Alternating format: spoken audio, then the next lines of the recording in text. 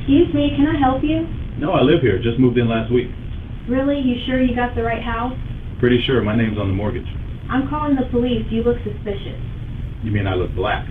Maybe? Well, then you got police chief with you and you're in big trouble. Jennifer Morrison had lived in the Glendale Arms for 6 years when she confronted a black man in the hallway and destroyed her own life. She was 38 years old, blonde, worked as a regional sales manager for a pharmaceutical company, and considered herself the unofficial eyes and ears of the 4th floor. One Tuesday evening in May, she saw a black man unlocking the apartment next to hers and decided he must be breaking in. The man was Chief Marcus Thompson, the 43-year-old newly appointed Boston police chief who had just signed a 12-month lease for apartment 412 and was moving in his belongings. Despite Thompson showing his badge and explaining he was the new tenant, Morrison called 911 anyway. The entire confrontation was captured on the building's hallway. CCTV camera went viral within hours and cost Morrison her job, her lease, and $120,000 in a defamation lawsuit. Before we continue, where are you watching from? If this is your first time here, please hit that subscribe button. Stories like these need to be shared, and your support helps us bring more truth to light. The Glendale Arms is a 1970s brick building in Boston's Back Bay neighborhood. 7 stories, no doorman, coin laundry in the basement, radiator heat that clanks at night, the kind of building where young professionals live before they can afford newer construction, where rent is reasonable by Boston standards, where the elevator sometimes doesn't work but management eventually fixes it. 2-bedroom units like Thompson's rent for $2,800 per month, not cheap, but not outrageous either. The building attracts teachers, nurses, city employees, people with decent jobs who don't need granite countertops and floor-to-ceiling windows. The hallways are narrow with outdated wallpaper and flickering fluorescent lights. Each floor has one CCTV camera positioned at the elevator end, installed 5 years ago after a package theft problem. The footage is grainy, the angle isn't perfect, but it captures enough. It was 6:15 p.m. on a Tuesday in May. Warm evening, people coming home from work with takeout bags and briefcases, the building settling into its usual evening rhythm of muffled TV sounds and cooking smells drifting under doors. Marcus Thompson was 43 years old. He'd been in law enforcement for 22 years, working his way up through the ranks with determination and skill. 4 months ago, he'd been appointed chief of police for the city of Boston, a career-defining achievement, the first black chief in the department's history, appointed after a national search that brought candidates from across the country. Thompson had earned it. He'd reformed the gang unit as a lieutenant, reduced use of force incidents as deputy chief, built community trust through transparency. The mayor had personally called him, the city council voted unanimously, and the police union, despite their usual resistance to outsiders, had supported him after meeting him. He was qualified, he'd worked for this, he deserved the position. When Thompson accepted the job, he'd been renting a house in Quincy, 40 minutes south of Boston. But the chief's job meant unpredictable hours, late-night emergencies, early morning press conferences, community meetings across the city. The commute wasn't sustainable. His wife had died from breast cancer 2 years earlier. His daughter Maya was a sophomore at Howard University in DC. He was alone, working 70 to 80-hour weeks, sleeping at the office too often. He needed to be closer to work. He found the Glendale Arms through a colleague. Old building, nothing fancy, but clean and close to headquarters. Unit 412, 2 bedrooms, 1 bathroom, galley kitchen, hardwood floors that creaked. The second bedroom would be Maya's when she visited during breaks, listed at $2,800 per month. He filled out the application, passed the background check instantly, paid first month, last month, and security deposit. $8,400 total. The lease was in his name. Management knew he was the police chief. His profession was right there on the application. Everything was official, documented, legal. That Tuesday was move-in day. Thompson had hired 2 guys with a truck for the furniture bed, couch, desk, dining table, but the personal items he was handling himself, boxes of clothes, kitchen stuff, books, his wife's photo albums he couldn't throw away, Maya's childhood drawings he'd saved. He wore faded jeans and an old Boston Marathon sweatshirt from 2012. His badge was clipped to his belt out of habit even off duty. He kept it on him. His service weapon was locked in his car's glove box. He'd been hauling boxes for 90 minutes, sweating despite the cool evening, tired but focused on getting settled before tomorrow's budget meeting with the mayor. Just a man moving into his apartment. Nothing unusual, nothing suspicious, just living his life. but his new neighbor had been watching through her peephole since 5:45, and she'd already decided something was wrong.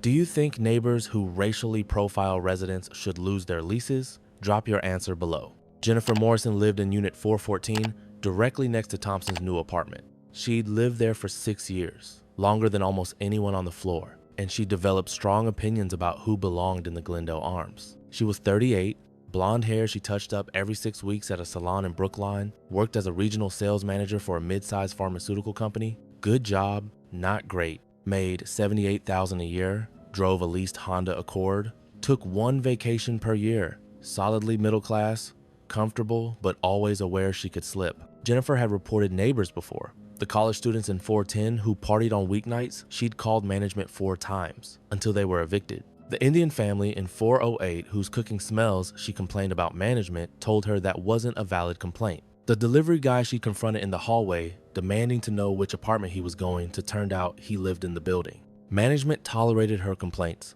but privately considered her a problem tenant. The property manager had notes in her file: overly vigilant, prone to reporting non-issues, handled diplomatically. That Tuesday, Jennifer had gotten home at 5:45, noticed the moving activity, and instead of going fully into her apartment, she'd stood at her door with the peephole open, watching. At 6:12 p.m., the hallway CCTV captured Thompson exiting the elevator. The footage is grainy but clear enough. Black man, early 40s, athletic build, sweatshirt and jeans, carrying a medium-sized cardboard box with Maya's room written on the side in marker. He walked down the hallway, the camera angle catches him from the side, stopped at Unit 412, balanced the box against the wall, pulled keys from his pocket, unlocked the door, pushed it open with his shoulder, carried the box inside. Normal tenant behavior. Legal resident using his keys to access his apartment. But Jennifer, eye pressed to her peephole, saw a black man entering the apartment that had been empty for 3 weeks, and her mind went immediately to crime. She watched for 23 minutes. The timestamp on the CCTV shows Thompson making 4 more trips: 6:16, 6:22, 6:31, 6:35. Each time, elevator, hallway, keys, door, inside, each time carrying different boxes, once carrying a lamp, once carrying a duffel bag. Each trip captured on camera, each trip completely normal. But Jennifer's mental narrative had already formed. Black man, repeated access to apartment, must be robbing it. Maybe he's part of a moving crew, stealing furniture. Maybe he picked the lock and copied keys. Maybe management rented to him by mistake. Whatever the explanation, in Jennifer's mind, he didn't belong. At 6:38 p.m., the CCTV captures what happens next. Jennifer opens her door and steps into the hallway just as Thompson is walking toward the elevator for another trip. The camera angle shows both of them clearly. Jennifer in black yoga pants and a gray tank top, blonde ponytail, phone already in her hand. Thompson in his sweatshirt and jeans, empty-handed, heading back for more boxes, keys jingling in his hand, badge visible on his belt. The CCTV has no audio, but forensic lip readers would later transcribe the entire conversation from the footage. The body language tells most of the story anyway. Jennifer blocks his path to the elevator. Her posture is aggressive, shoulders forward, chin up, phone raised. "Excuse me, can I help you?" Thompson stops. The footage shows his expression tired, wary, already recognizing the situation. He's been here before. "No, I live here, just moved in last week." Jennifer's face shows pure skepticism. She looks him up and down, eyes lingering on his jeans, his sweatshirt, his skin. "Really? You sure you've got the right apartment?" Thompson's shoulders drop slightly. The camera captures his exhaustion. Not physical exhaustion from moving boxes, the deeper exhaustion of being questioned in places you have every right to be. "Pretty sure? My name's on the lease." Jennifer raises her phone. The camera shows her finger moving across the screen, pulling up the keypad. "I'm calling the police, you look suspicious." Thompson closes his eyes briefly, takes a slow breath. The camera captures his jaw tightening, his hands flexing at his sides. "You mean I look black?" Jennifer's face on the CCTV shows a flicker of something caught, defensive, but not backing down. Her mouth opens, closes, opens again. "Maybe." Thompson unclips his badge from his belt. The camera angle isn't perfect, but you can see him hold it up. See the gold catching the fluorescent hallway light. See his mouth moving as he speaks. "Well, then you have got police chief with you, and you're in big troubles." The badge is visible on the footage, not perfectly clear due to the camera quality, but clear enough to see it's an official police badge. Clear enough to see Thompson holding it at eye level for Jennifer to examine. Jennifer's reaction is captured in perfect detail. Her face goes white. Her mouth forms a small O. Her phone is still in her hand, finger frozen over the 9. The footage shows her standing completely still for 4 full seconds, processing what just happened. She'd just threatened to call the police on the police chief. She'd racially profiled the most powerful person in Boston law enforcement. She'd accused her new neighbor of burglary when he was the one person in the city with the authority to arrest her for filing a false report.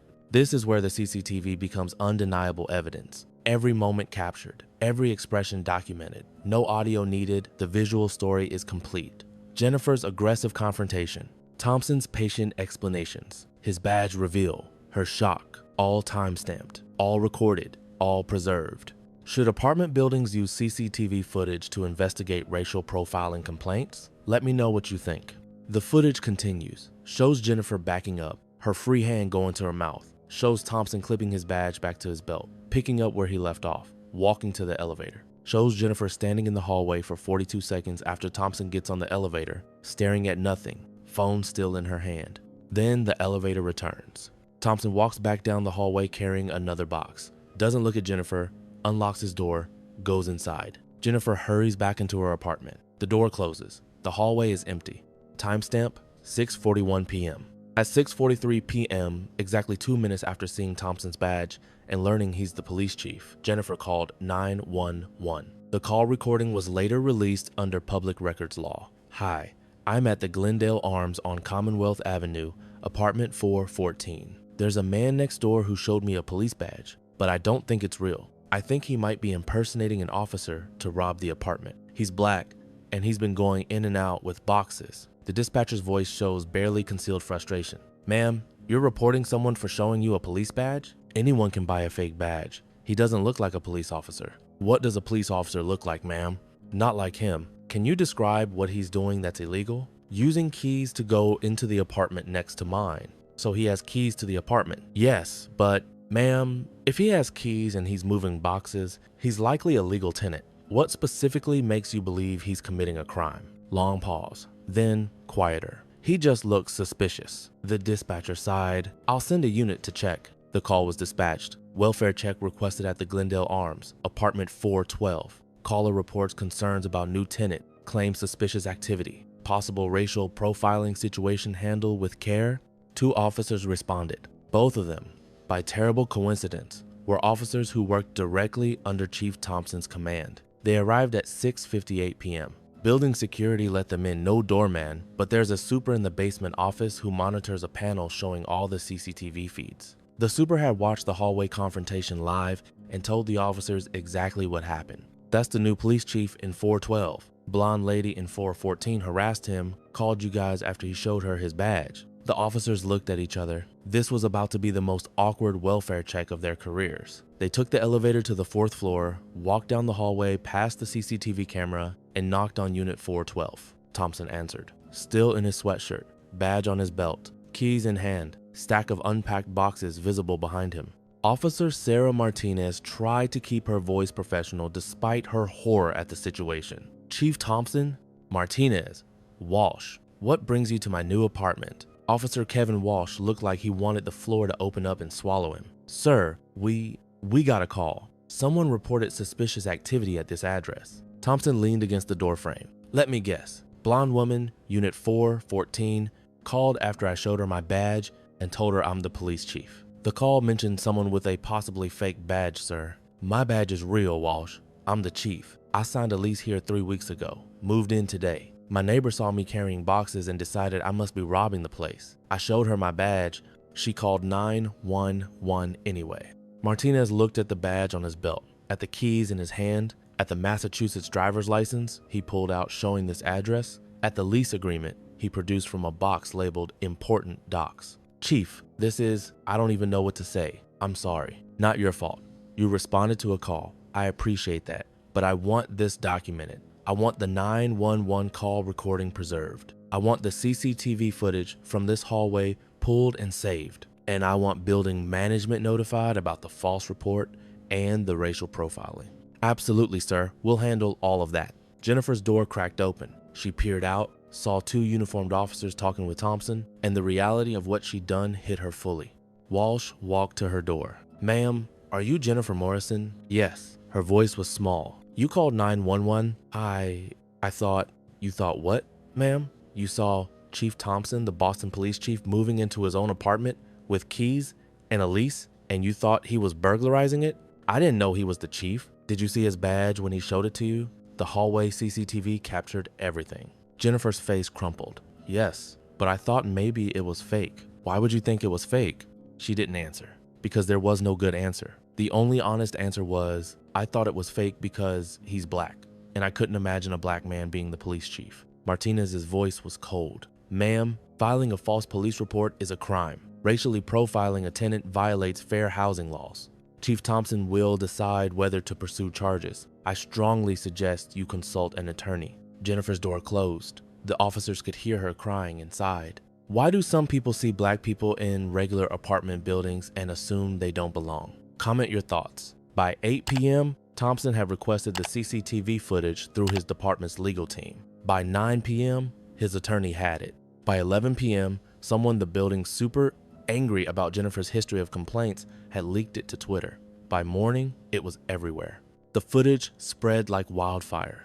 Grainy, but clear enough. Blonde woman confronting black man in shabby hallway. Him showing badge. Her calling 911 anyway. Body language telling the whole story. Boston police chief, racially profiled by white neighbor while moving into his own apartment. CCTV captures white woman calling police on black police chief after seeing his badge. Video shows blonde neighbor filing false report about Boston's first black police chief. The outrage was immediate. The NAACP demanded prosecution. Boston's mayor issued a statement supporting Thompson and condemning racial profiling. The police union condemned false reports. Housing rights organizations called for Jennifer's eviction. Jennifer Morrison's life imploded within 48 hours. Her face from the CCTV footage was everywhere, grainy but recognizable, blonde ponytail visible, aggressive posture clear. People identified her, found her LinkedIn, found her employer, found her history of complaints at the Glendale Arms. Her pharmaceutical company placed her on administrative leave within 24 hours. Their investigation was swift. Employee racially profiles police chief, files false police report, becomes national symbol of racism. She was fired by Friday. Our company values diversity and inclusion. Ms. Morrison's actions do not reflect our values. Her employment has been terminated. The Glendale Arms management met with Thompson, apologized profusely, offered to terminate Jennifer's lease immediately. Thompson said that was management's decision, but he wanted the incident fully documented, and he wanted assurance it wouldn't happen again. Jennifer hired an attorney and issued a public apology. "I made a terrible error in judgment based on unconscious bias. I sincerely apologize to Chief Thompson for the harm I caused. I am seeking counseling to address my prejudices and understand why I reacted the way I did. But apologies don't undo harm, and the CCTV footage made denial impossible. Everyone could see exactly what happened. No audio needed. The visuals told the complete story." Thompson filed a civil lawsuit against Jennifer Morrison for defamation, intentional infliction of emotional distress, and violation of the Fair Housing Act. The lawsuit sought $120,000. Jennifer's attorney reviewed the evidence, CCTV footage with timestamps, 911 recording, police reports, witness statements from the building super, Thompson's lease agreement. There was no defense. The footage was damning. The call recording was worse. She'd profiled the police chief, and it was all documented. They settled within 5 months, $120,000 paid to Thompson. Plus, Jennifer was required to complete 100 hours of racial bias education and community service with organizations serving communities of color. But the financial settlement was the least of Jennifer's consequences. She lost her job, $78,000 a year, gone. She couldn't find comparable work. Every company that Googled her name found the CCTV footage. She had to break her lease at the Glendale Arms and move out. Building management didn't force her out, but the other tenants made it clear she wasn't welcome. She left Boston entirely, moved back to her hometown in Ohio, started over with a retail job making a third of what she used to earn. Meanwhile, Thompson settled into apartment 412 at the Glendale Arms. His other neighbors were welcoming some, apologized for Jennifer's behavior, others brought him coffee or offered to help unpack. Most just treated him normally, which was all he'd wanted. His daughter Maya visited from Howard for Thanksgiving and loved having her own room in the city. Thompson walked to work when weather permitted 22 minutes door to door. The radiators clanked at night, but he got used to it. The building was nothing special, but it was home. Should people who file false police reports based on racial profiling face mandatory prosecution? Drop your answer. Thompson gave several interviews about the incident. In one, they played the CCTV footage on a screen behind him as he spoke. "I'm 43 years old. I've been a police officer for 22 years. I'm the police chief of a major American city. I signed a lease, passed a background check, paid $8,400 up front to move into a regular apartment building. And my neighbor saw me unlocking my door with my own keys and called 911. He gestured to the footage. "You can see it all. I'm carrying boxes with my daughter's name on them. I'm using keys. I'm wearing an old Marathon sweatshirt. My badge is on my belt." And she still thought I was a criminal. She saw a black man and couldn't imagine any legitimate reason I'd be there. He paused. "I showed her my badge. Police chief, Boston Police Department. And she called 911 anyway. Not because she couldn't see the badge, the CCTV shows me holding it right in front of her, but because she couldn't believe it was real. She couldn't accept that I'd earned this position. She couldn't imagine a black man being the chief." Another pause. "The CCTV footage is grainy. The hallway is ugly with flickering lights and old wallpaper. It's not a fancy building, it's a regular place where regular people live. And that's exactly why this matters. This isn't about luxury buildings or wealthy neighborhoods. This is about everyday racism in everyday places. This is about black people being questioned in spaces where we have every right to be, simply because someone can't imagine we belong." He looked directly at the camera. "If this can happen to me, the police chief, with a badge on my belt and keys in my hand, what happens to black people without badges, without positions of authority, without resources to fight back? How many people are profiled, reported, harassed in their own buildings, their own hallways, their own homes?" The interview resonated deeply. The CCTV footage played millions of times, not because it was high quality, but because it was so ordinary. Shabby hallway, flickering lights, tired man moving boxes, blonde neighbor on her phone. The mundane setting made the racism more visceral, more recognizable, more real.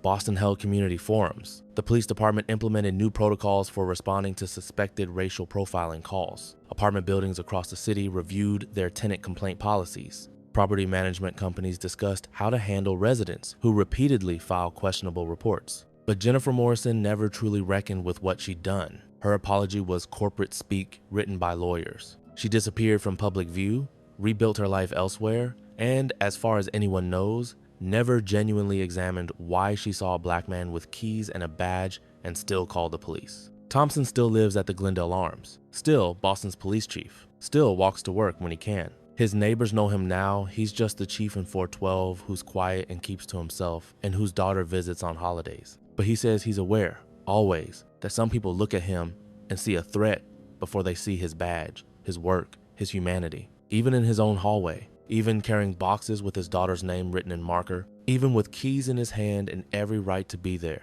Should apartment buildings automatically evict tenants who racially profile their neighbors? Let me know in the comments. This wasn't about a misunderstanding.